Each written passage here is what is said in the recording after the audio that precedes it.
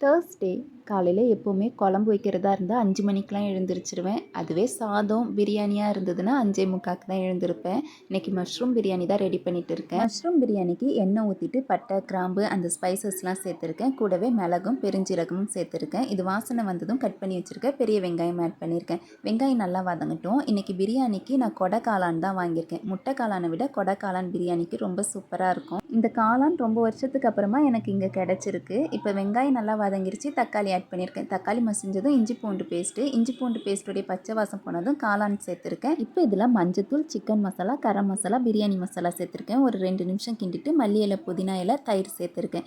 இதை 1 நிமிஷம் மட்டும் கிண்டிட்டு 1 கிளாஸ் அரிசிக்கு 2 கிளாஸ் தண்ணி சேர்த்துருக்கேன். தண்ணி நல்லா கொதிச்சு வந்ததுக்கப்புறமா ஊற வச்சிருக்க பாஸ்மதி ரைஸ் சேர்த்துருக்கேன். தேவையான அளவு உப்பு, எலுமிச்சப்பழ சாறு சேர்த்துருக்கேன். இது திரும்ப கொதிச்சு வந்ததுக்கப்புறமா மல்லி இலை, புதினா இலை போட்டு மூடிட வேண்டியதுதான். சிம்மில் வச்சு ஒரு 1/4 மணி நேரம் வேக வைக்கணும். ஸ்டவ்வை ஆஃப் பண்ணிவிட்டு தம் போட்டு ஒரு 1/4 மணி நேரம் வச்சு இறக்குனா போதும். மஷ்ரூம் பிரியாணி சூப்பராக ரெடி ஆயிடுச்சு. டேஸ்ட்டு செம்மையாக இருக்கும். ட்ரை பண்ணி பாருங்கள். பாப்பாவும் ஸ்கூலுக்கு கிளம்பிட்டா. ஸ்கூல் வேணும் வர டைம் ஆயிடுச்சு. அவளுடைய லஞ்ச் அவளே பேக் பண்ணி ரெடி பண்ணி வச்சுட்டா. இப்போலாம் இங்கே மழை தூருது. ரெயின் லிலி செடியை பாருங்கள் அழகாக மொட்டு வச்சிருக்கு.